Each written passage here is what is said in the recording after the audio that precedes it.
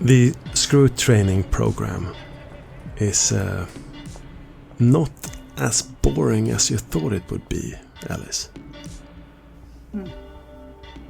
The first week has been spent mostly in theory, but the second, physical exercises start making a much larger appearance.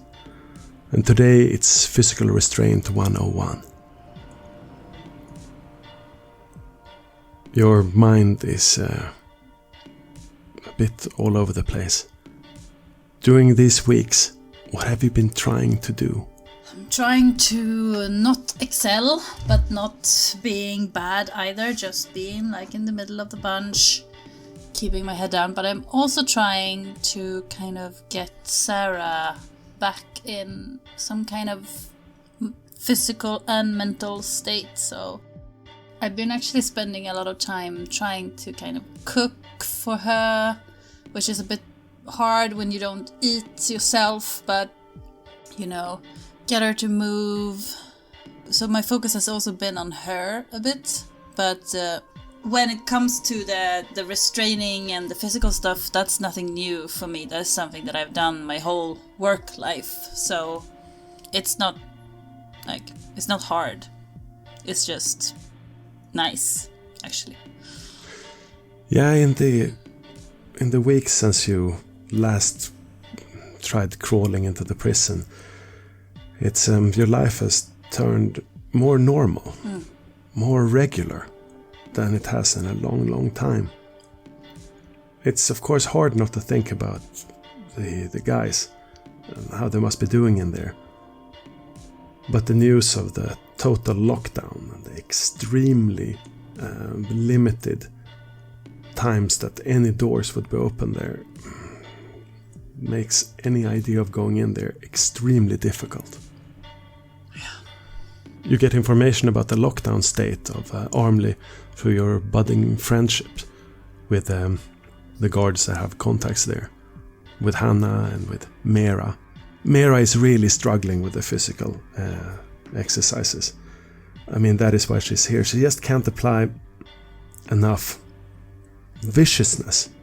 She can talk vicious enough and she can project power. When it comes to the physicality, there is just something that is lacking. But still, she's almost perfect in all other regards. I almost feel a bit sorry for her. Yeah, I tried to help out since this is not hard at all for me. It doesn't cost me anything to be nice and help, so I try to help Hannah and Mira if she wants to. Because also being a woman in this kind of profession is really hard. So if I can, I just put in some extra help for them. The exercise is somewhere in the middle. When Liam, he turns out to be a guy with a interesting background.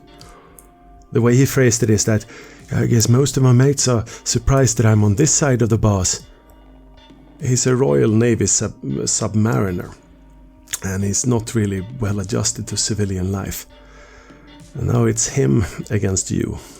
He's about almost 1.5 feet taller than you, bit broader, and he comes in like a freight train. You're on the middle of the floor. He's coming at you, and you're supposed to defend yourself and get him in an arm lock. He is role-playing as a rioting prisoner. He's unarmed, but he is supposed to get you out of balance before you can radio for help. Yeah, I think I want to step away and block him in a way and get behind him. So I think I'm going to roll maybe dexterity plus brawl, because I'm trying to use his force against him. Yep. I'm going to use some willpower. 5.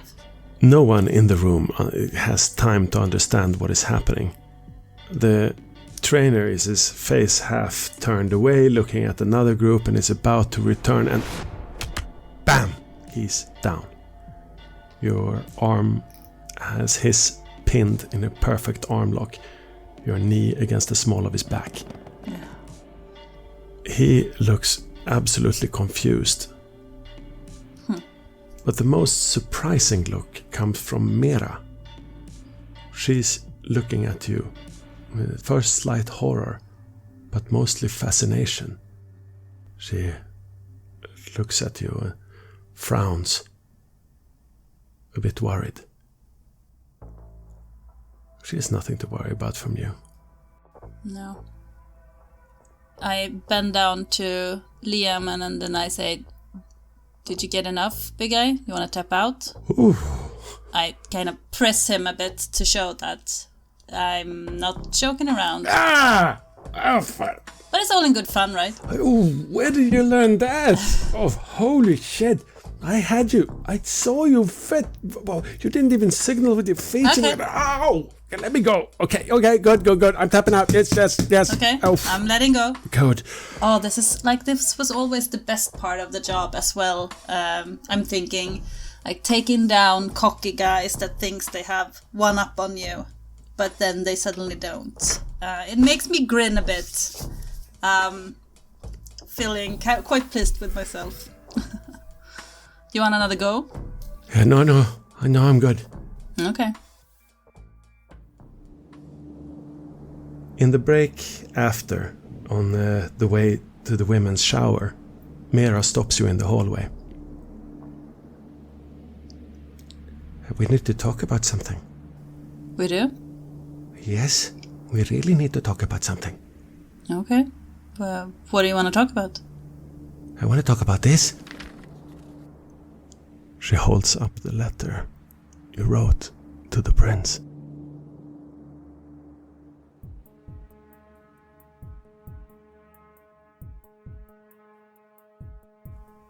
The light on the door turns green. The lock buzzes open. And you enter. Inside is the same nondescript office building, linoleum floor and slightly beige walls. The 3 metal chairs. On one of them, she sits. Welcome back. Please take a seat. I snort a little in derision, seeing this woman. Yes, I recall her. And I'll go and slump into my seat. I nod and look you up and down. How do you look today? I always look very presentable. Today I'm wearing a grey knit cardigan and a pencil skirt. My hair is tied back in a knot. I'm very nondescript, elegant looking. You wouldn't notice me in the street. I see the door closing behind us, and I sit down as well. Madeleine, was it? Yes, that is my name. Madeleine Becourt, yes. I am sorry that we were not able to get you out of isolation until now. I can only imagine that it must have taken some toll on you. On the contrary, it's absolutely lovely. I have a man who pleasures himself almost every night while complaining about it. At the same time, it's fascinating, absolutely fucking fascinating. Well, many women suffer the same fate, so... But no, all jokes aside, we shall try to help each other to get you out of this situation, shall we not? I look at Francis. You can do this. We will have to do this. I'm aware what I have to do. Or funny coincidence, actually. I've been attempting to formulate a brilliant plan to speak with you alone for, I don't know, 3 or 4 weeks. But I guess that we were going to play a game of chess, and then you were going to have to punch me in the face or something. I don't know. It turns out, I turned to the doctor, that in prison everyone's fucking insane. So, it's been a lot of fun. Really enjoying it. Yes, well, I'm sorry about the brilliant plan. It's always a shame when those go to waste. But to get to the matter of the reason we're here, I am eager to hear if there has been any progress on your research around prison. I know, of course, that you haven't been out much for the last couple of weeks, but you did have some time since our last meeting. I've been able to work with ruling people out and trying to figure out the habits of some inmates, trying to see what stands out. But I think what we really are looking for here is some sort of hierarchy. And there's not been much progress when it comes to that yet. What about that friend of yours? We haven't spoken about that. Vlad? Yes, there's Vlad. Are you aware of him? I say to Booker. Do tell me more. What do you know of Order, I believe he called it, of St. Leopold? That you most certainly do. They are reckless, they are blinded by faith, and they tend to burn things rather than ask questions. They are a dangerous partner, dancing after dark with. They have the same aims, but they tend to mess shit up. You had no idea there was one in this prison. I'm familiar with the group. Are you saying that you think this Vlad is a member? I try to read your expression. Do you react at all outwards to this when I say it? I look a bit nervous. Put a finger in my mouth. Start biting my nail. Yes. I think he is. He is a fanatic. He can be an asset. But he would probably go for anything he finds, if he finds out something. He's very much a foot soldier, grunt level. Something we could use, but not in form. If you know what I mean. That sounds about right. Yeah. And that is also a message I tried to send to you, Francis, but it's impossible. We have to figure something out here. Well, he contacted me. You say he came from you, say he was helping, and I don't know. You don't get much intel. So there we go. All right then. Another crazy person in here who might help us or not. What else have you actually discovered, Paul? Just one note on that is obviously there'll be no mentioning of Ellis to him. Not sure what she's up to. Haven't heard much from the outside for a bit. But yes, that we know. I rack my brain. Other than that, I'm mostly starting to try and rule people out. Interesting. All right, well, I was going to report in, and I can do that to you then, Dr. Madeleine. It's the medical facility. That's where they're keeping their supply of nourishment. That makes sense. Clearly, someone in the department, the medical department, is involved. It also appears that they have several other lackeys around the area. They have attempted to murder Paul twice, I believe now. Is it twice? Yes. Yes, twice. Yeah. And whilst this was all going on... Though I'm not sure if that's related. Oh, it definitely is. My cellmate is your would-be nemesis. Completely useless being. Except, apparently, when it comes to being told to kill you. So, yes, definitely something is going on there, Paul. Do you think this has anything to do with the blank body situation? Well, how do I know? I sound a bit agitated as I say this. It could be anything. Think about it. Are you aware, Doctor, that they've been killing people? 2 people have died. Possible sanguination. Seems very convenient. I reckon that maybe they're onto us, and they're trying to find would-be spies. They don't know it's us yet, but maybe it's just a matter of time. I put my hand on your leg. I try to calm you down. Yeah, Madeleine, you get instinctively worried about him. the way he talks, there is a large difference between this man and the one you helped to clarity the last time you met.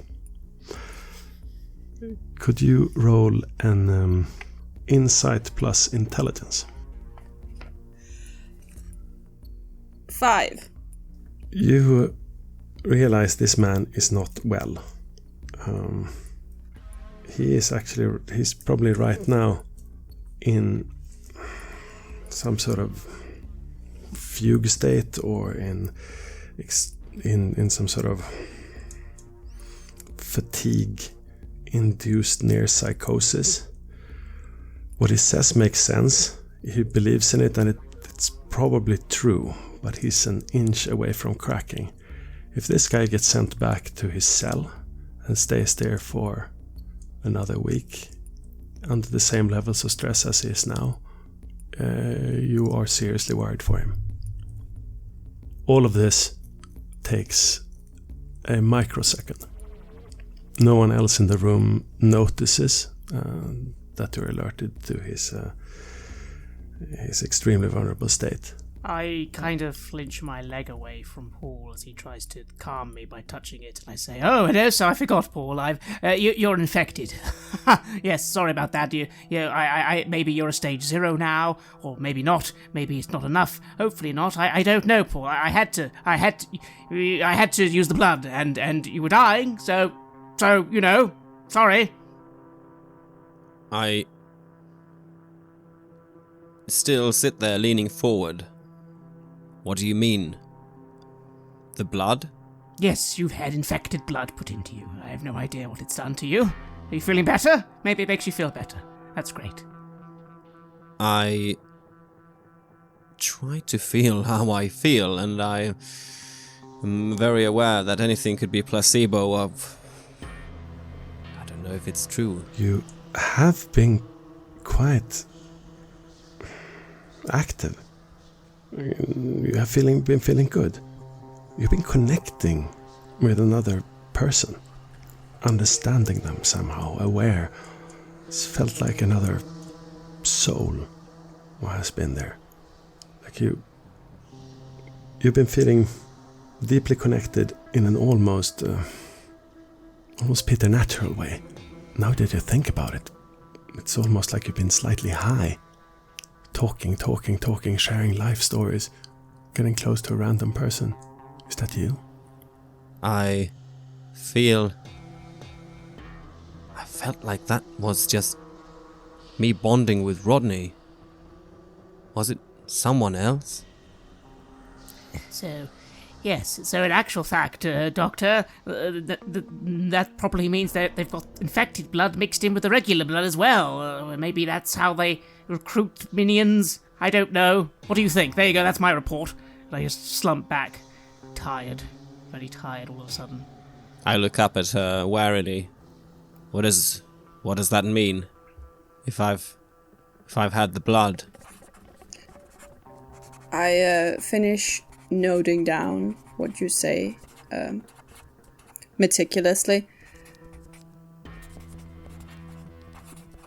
I don't think it's a healthy course for you to pursue this thought until you see any actual indications. We don't know very much about how the blank body virus spreads. It would be... Yes, exactly. I know that. I was the one researching it, remember? I'm not able to do that now. I just have to assume that something has happened to him. With Ellis, there was a post-mortem. There was post-mortem involved. But I'm thinking my whole entire stage theory may have been flawed from the start. Like, maybe there was more stages to the progression than I thought. And I just start scratching my chin quite erratically. What should I be aware of? What should I be on the lookout for? I don't know. Have you had the desire to kill your cellmate and drink their blood? No. On the opposite, I felt happy. Huh. Yes. Know what you should look out for. This you know, Bokor. Is increased capabilities in some area. It is the blood has an effect like doping within a specific field. This has been observed many times. Yes, but if he's received the blood just this one time, it is unlikely that it will have any permanent effects. yes, and I do think that it might be a bad influence on him if he starts to think that any increased social capabilities are due to... We don't want to push him out into trying to get more of the stuff. No, probably not. Probably not. The truth is you don't really know. No, I'm wondering about this, but I also... It also seems like I don't want to question Francis too much, because he does seem to be showing some paranoid signs, and it can be dangerous to confront paranoid people with their delusions directly. Besides, his inquiries might actually lead to some valid information for the investigation. It's one hell of a balance. I kind of stir in my seat a little, and then I add to Paul, "Oh, and I failed to give you the phone that Vladimir was getting us. It's in the cell next to you." The guy in the cell's had the phone the whole time, probably loving life. You know him? Yes. I think I've seen you with him. Yes, he's the idiot I was trying to use to get Eve to speak to you, and also to get... Doctor, I have been trying to access the lab. It's not even a lab, it's a medical junkyard. The medical facility to further continue my investigation, but then, well, I've not had the chance. Well, you know, Francis, it might be possible for us to do something about that. Of course, it is very out of the ordinary, but I need to consider this further. I might be able to pull some strings. I mean, you are clearly not doing very well. I kind of visibly wrinkle my nose and then clench my fist, and then I just kind of look at Paul and I just slump, clearly quite frustrated at that comment. I think to myself that I want to find out if there is a way that we can get Francis some occasional access to the medical wing for some sort of treatment. Man is clearly falling apart, and he needs medication. There would be nothing strange with you coming there to do a visit with him to get medication. That would not be out of the ordinary. Also, there are 3 separate nice rooms around there that you can maybe even get him housed in a separate unit for rest, if you can argue that he or his cellmate is a danger to each other somehow. Yes, but I don't want to promise him anything yet, so I just say that I think there may very well be a solution. I think I will be able to get you access, at least temporarily, and supervised by at least me. Well, if you were supervising, I suppose that would work. The issue has been I've been supervised the whole time. That's the problem. It's right there, the blood, and I can't look at it. And I have a blood sample on my... I have a blood sample on my window ledge. Well, it's just completely useless. Yes. How old is it now? 10 days old. Yes, but there is this thing. If there is vitae in that blood, vitae is forever. I took it from one of the deceased. The first one. Yes, we've had 2 casualties. I assume you've been informed of this. Should come out in the regular news. Yes, I know about the casualties. That is actually the reason that I was able to call you in here today. Lucky. We should talk about those. But yes. Rudy. Is he here yet? Yeah. Yes. It appears that he has recently arrived and is being kept in the vulnerable prisoner unit due to his many enemies. VPU. That's what he said. I start biting my nails again. But Rudy. Obviously, he went here of his own volition. He wouldn't be caught unless he wanted to. there are certainly many things that point to that. What does he want? Anything else? I can make an assumption. He's here to, I don't know, murder the other blank bodies. They all don't seem to get along, after all, for some reason. In the same prison as we are in? You don't think that's a bit of a coincidence that he decides to come kill blank bodies in the prison that we stay in? He probably knows all about it. I don't know. You remember... And as I say this, I get a bit of a headache, because even now, remembering is difficult. You remember the tower, that there was all sorts of bullshit going on. I don't know. So he and Ellis share a bond of sorts. I don't know why he doesn't go straight after her. Would make the most sense. Well, I don't even know where Ellis is. I haven't seen Ellis for 10, 12, 20... I don't know how many days it's been. well, here's the thing. We think he might actually be going for Ellis by coming in here. And that's also the thing about the murders, you see, and it's a little bit of a touchy subject. But we got access to the surveillance feed, the partial surveillance feed. It's very shaky. The quality is not very good. They obviously don't pour that much money into it. We have video evidence that highly suggests that Ellis has been in here around at least the time of one of the murders. Think she got hungry? Well, what do you think? Can't rule it out, I say. Shrug casually. I have no idea, Doctor. At this point, she's just basically a free agent. Yes, why not? She probably is eating people now. It's not like we can stop her. I'm just thinking that... the person that she attacked was one of my aggressors. It's, probably not...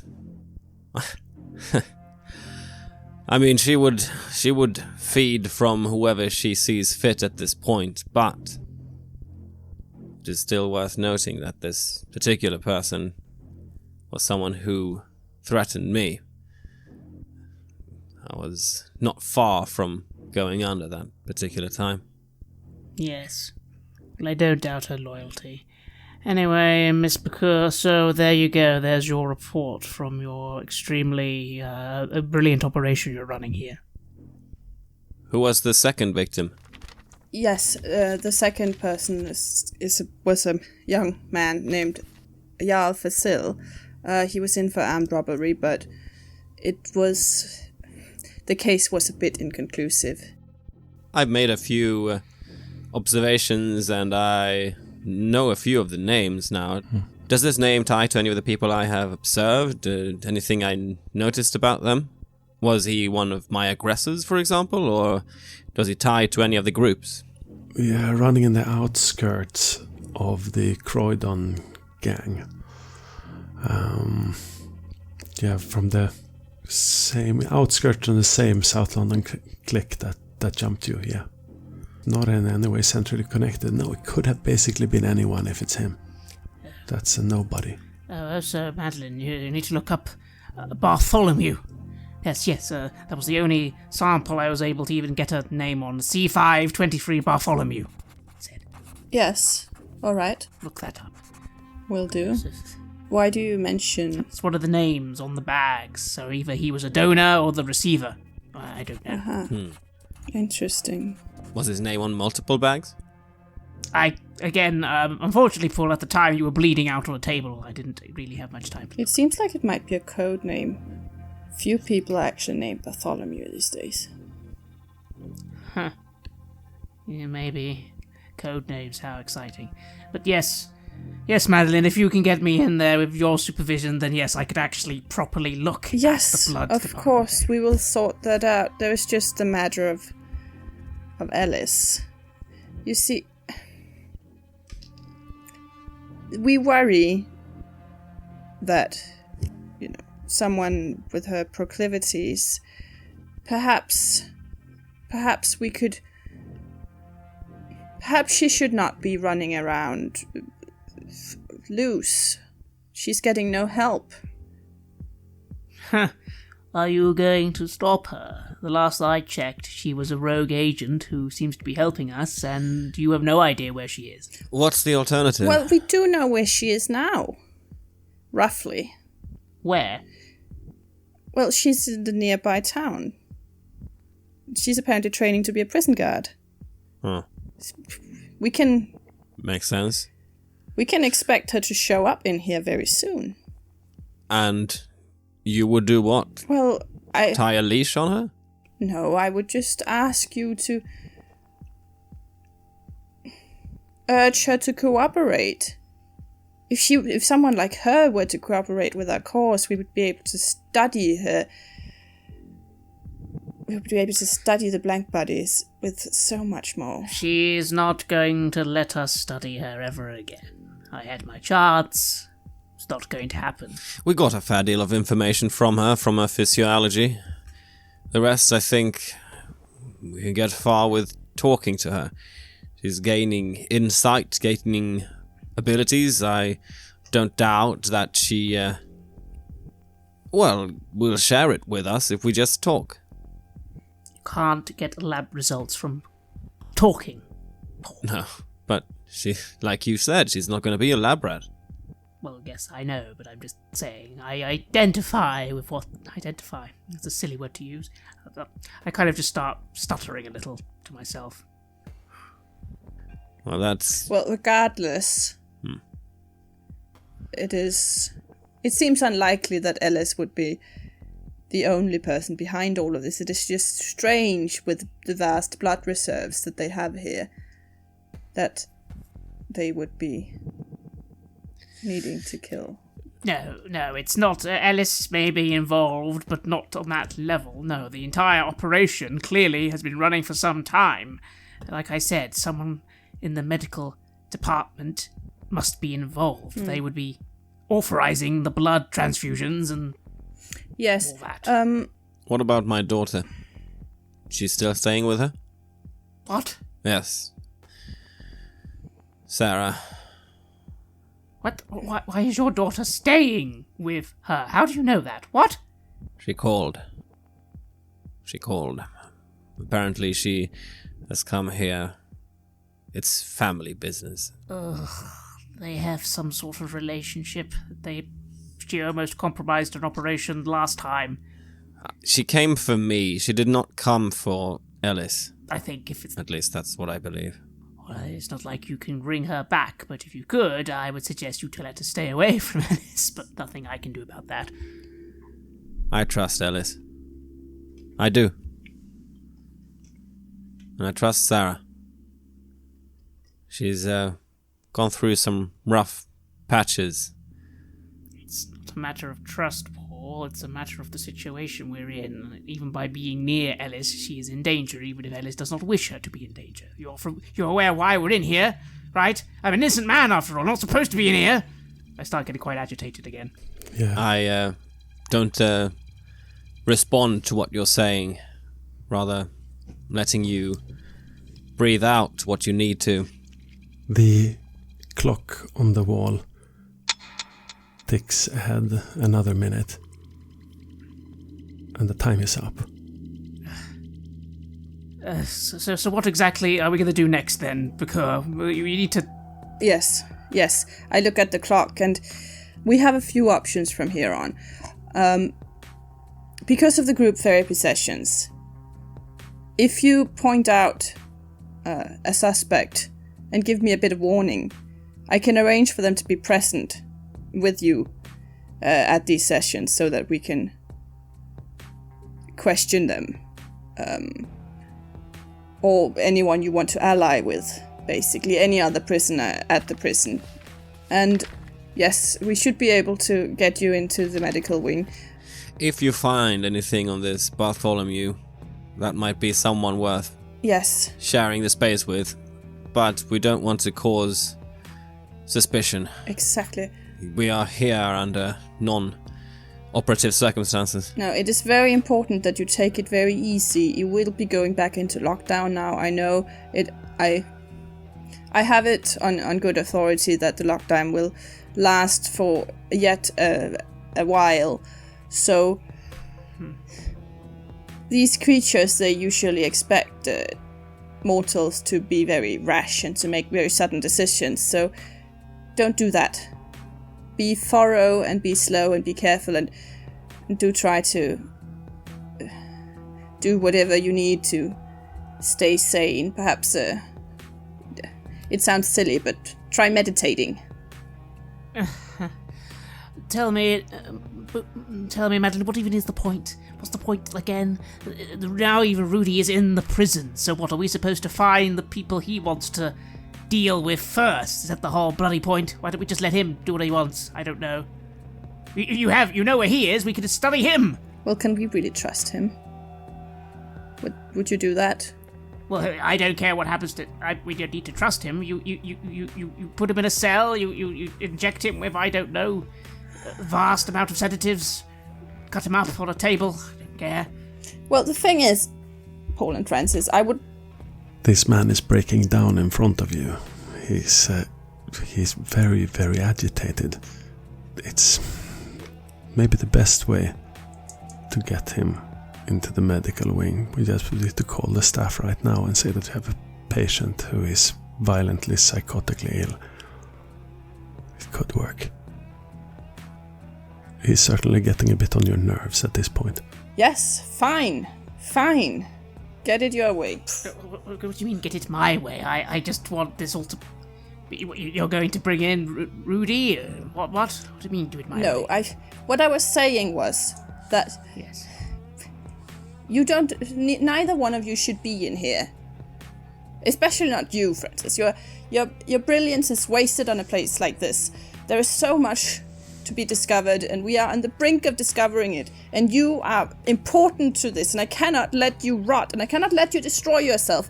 So if you have to go into psych right now, for the off chance that I may be able to arrange for you to do a little bit of science, that is what we're going to do. I kind of blink a little at the sudden, maybe not true compliments, but compliments nonetheless. To say, well, yes, I am brilliant. Psych. I mean, that could work, although they'd examine me, and it's not like there's anything wrong with me, so I'd have to pretend that there's something wrong with me. Which would be difficult, I'm not a good actor. Yes, that's lovely. I smile and I push my little orange panic button. And there it goes. You see Francis open his mouth to talk again, but then the door smashes open and handlebars and the two more of the screws come and have you in the lock. Everything all right, Mom? Everything will be quite all right. I need you to take this prisoner straight to the psych. He is a danger to himself, and we need him to be observed and taken very well care of. We'll sedate him and have him in the observation room. I'll come willingly. You don't need to sedate me. Come. Yep, get up now. Yes, Ow. yes. You can... Excuse me. Yes, Mum? This prisoner is not to be sedated with anything except the mildest available doses. I have a reason to believe that he has a history with substance abuse. Oh, yeah, like 90 other percent. We'll go easy on him. Yeah, put him on Just tie him down. We'll tie him down and put him on on some benzos. That's fine. Thank you so much. They start dragging him out of there. And Paul, you're left there alone in the chair, looking at this woman. What did she just do? Oh, don't make that face. He's going to be just fine. I'll go straight over there after this. I'll talk to the doctors myself. I sit there and I feel cold inside. I feel my hands tighten around my trousers as they are in my lap. I stand up and I say, Beaucoup, is that French? Originally. And I go to leave. Do let me know if Ellis or Rudy or anyone else of interest contact you. How will I let you know? I will be in touch. Regularly. Good. Thank you.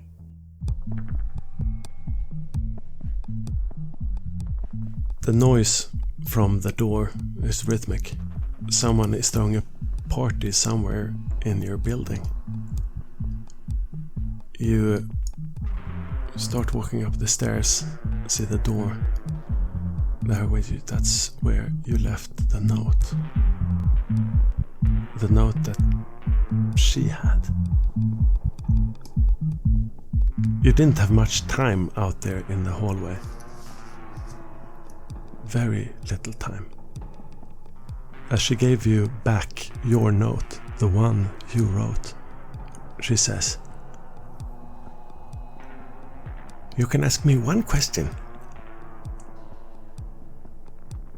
Who are you? I ask, and she knows that I can fucking hurt her, so I will try to scare her. So I want to roll intimidation. Go for it. Intimidation and... Yeah, how do you try to scare her? Is it your physical presence? Yeah. Strength? Yeah. Yes. You get one additional die because you just destroy the man in front of her. Gonna sacrifice another willpower. 3. She looks away and then she looks up. I'm not supposed to tell you this, but I am proud to be the handmaiden of the prince. The handmaiden, you say? Yes. What does that even mean? You had one question. Well... And now I will give you his. Okay. Will you serve? I want to meet him. The teacher and the rest of the class bursts out of the door. Some of the girls coming here into the shower. You're not alone anymore. Boom, boom, boom, boom, boom, boom. The rhythmic bass of the sound of a party up there. And yeah, it's in your room. I don't want to be this extra parent, but somehow I have to, and I kind of chuckle to myself. That is like, yeah, let the blank body raise the astrayed Catholic weirdo. That's great.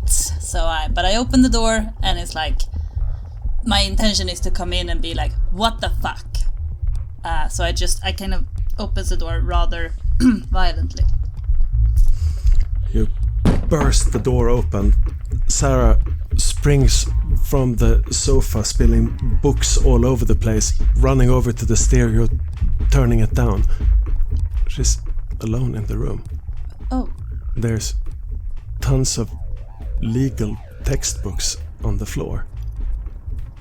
Yeah, there's a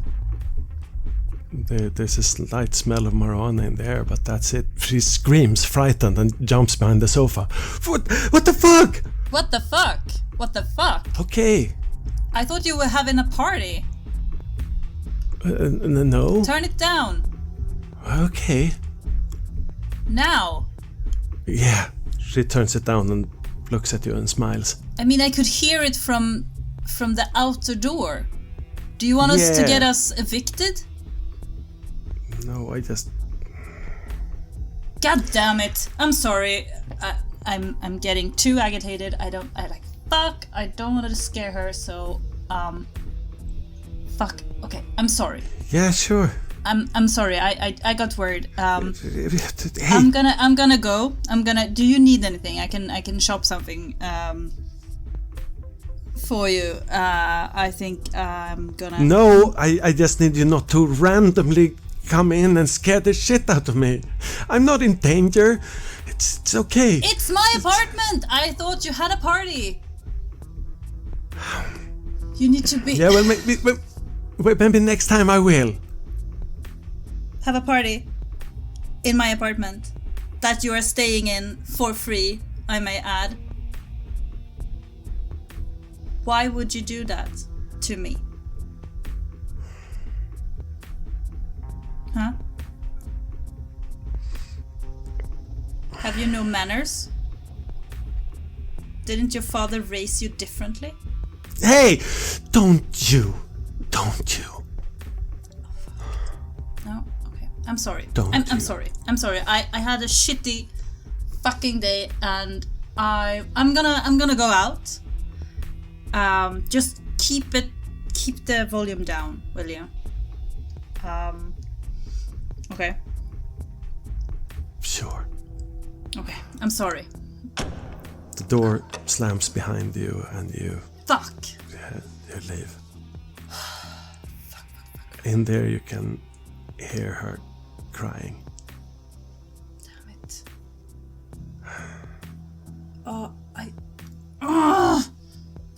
I can't do this. I can't do this. She will have to go back to her family. Fuck. Yeah, you walk around the block trying to walk it off. Chill air.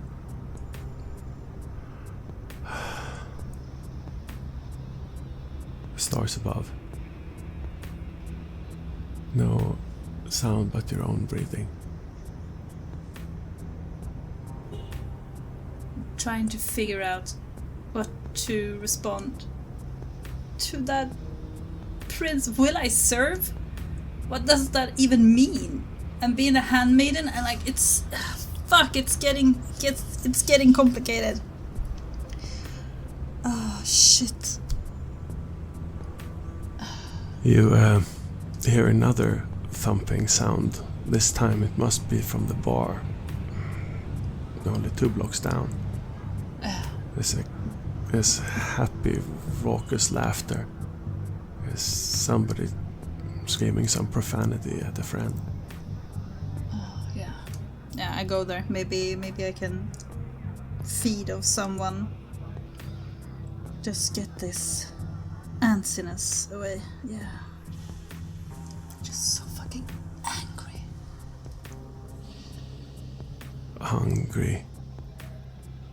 Hungry, thirsty, looking for life away from responsibilities. Ellis walks into the night.